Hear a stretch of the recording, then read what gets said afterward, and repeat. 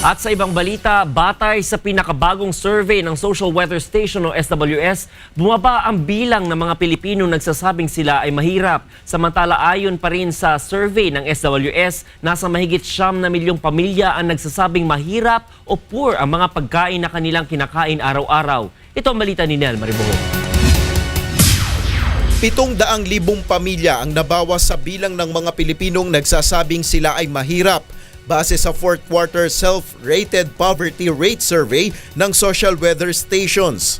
Ayon sa December 2014 survey, 52% o 11.4 million families ang nagsasabing sila ay mahirap. Mas mababa ito ng 3% kumpara noong September 2014. Ngunit sa 2014 average rate, mas mataas ito kumpara sa nakaraang 2 taon. Kinilala naman ng Malacanang ang resulta ng survey, ngunit gaya ng kanilang posisyon, ito ay pawang perception lamang. We note the survey. We recognize the numbers in the survey, and again, these are self-perception, self-rated surveys, regardless of how they view their situation. I mean, the government is committed and focused on attaining and implementing social poverty interventions. Samantala, 41% o 9.1 million families naman ang nagsasabing mahirap o poor ang klase ng pagkain na kanilang kinakain. Bumaba ng ilang porsyento kumpara noong 3rd quarter ng taon.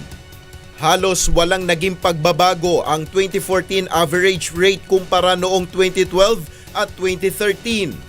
Binigyan diin ni Presidential Spokesman Edwin Lacerda na tumututok ang administrasyon sa pagpapatupad ng programa at paghikayat ng mga domestic at foreign investor upang malunasan ang problema sa kahirapan. Aminado ang Malacanang na kinakailangan ng mahabang panahon upang ito ay tuluyang masolusyonan. Poverty alleviation or poverty intervention and eradicating poverty will take decades.